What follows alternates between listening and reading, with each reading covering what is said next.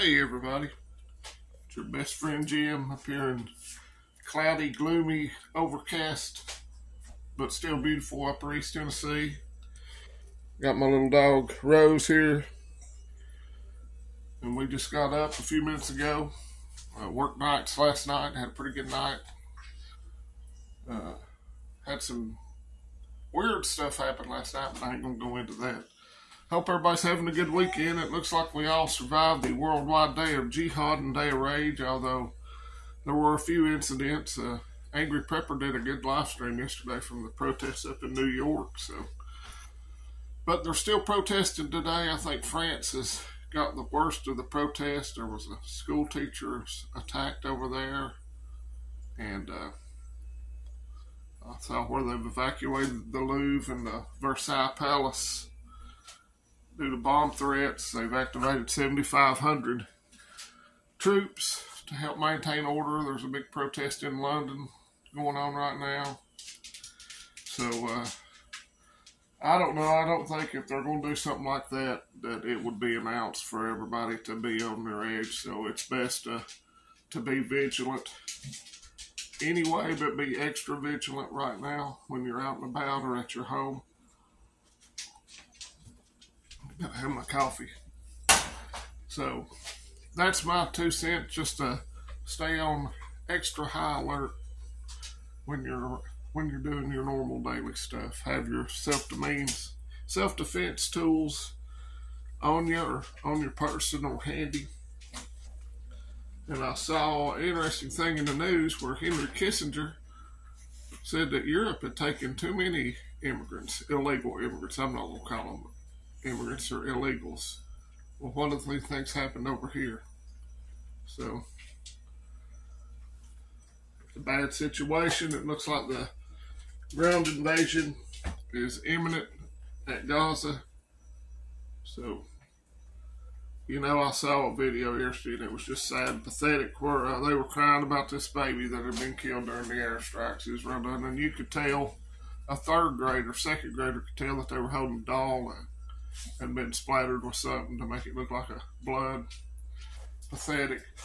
Maybe your civilian casualties would be less if you didn't put your stuff in hospitals and in apartment buildings. That's what cowards do, human shields. So it's going to get ugly, it's going to get mean, and it's going to get worse. So I hope you're doing what you can to prepare. I've got a couple of errands to do, preparedness related tomorrow, but just keep adding.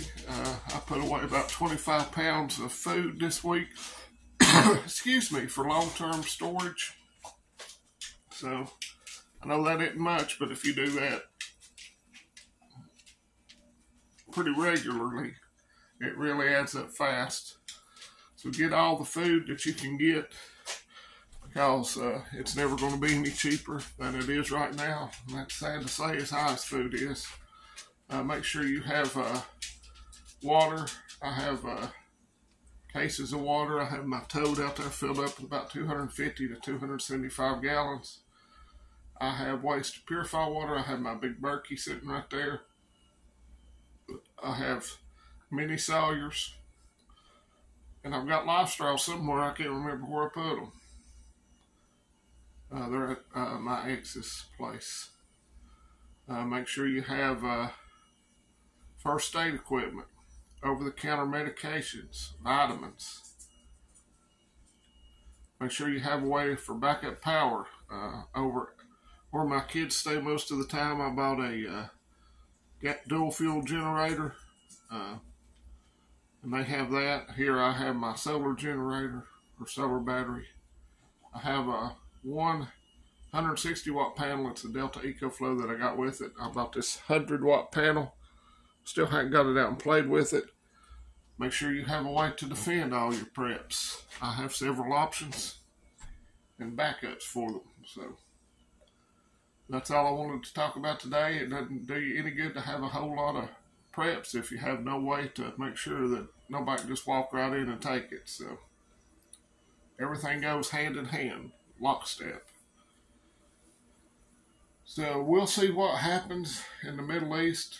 I don't think it's going to calm down, but I hope it doesn't kick off something regional where a bunch of countries jump in and start fighting, which could lead to global conflict. So let me know what you think about the situation there. We still got a bunch of college idiots going around protesting for Hamas against Israel. And Black Lives Matter supports Hamas. So that right there pretty much goes to show you that if you're protesting or on that side of the fence, you're on the wrong side, because BLM is a terrorist and a communist organization, as is Antifa. So be aware of those folks around too. I don't think I have to worry about it here where I live, but you never know. But just remain vigilant, folks, and do what you can. Pay attention to the news, because what happens over there is going to affect you. It can make the price of oil and our gas be astronomical just overnight. So if you got top off your cars, and if you got gas cans you use for your generator or water, top those off too, which is what I've got to do tomorrow. I'm trying to find, they closed my little gas station up here where I could buy ethanol free gas, so I've got to figure out where I can buy it now. So that's it for today. It looks like we survived the worldwide day of rage, the worldwide day of jihad, and the day of rage. So, but it ain't over by a long shot. So everybody stay safe, stay prepared. Let's go Vols. Let's go Brandon, FJB. And I saw where that moron fell up the steps again yesterday and then did some kind of Spider-Man pose like that was supposed to impress the reporters there that he didn't faceplant. And don't be scared. Get and be prepared. Adios, friends and neighbors. Time to eat. See y'all. Have a great weekend.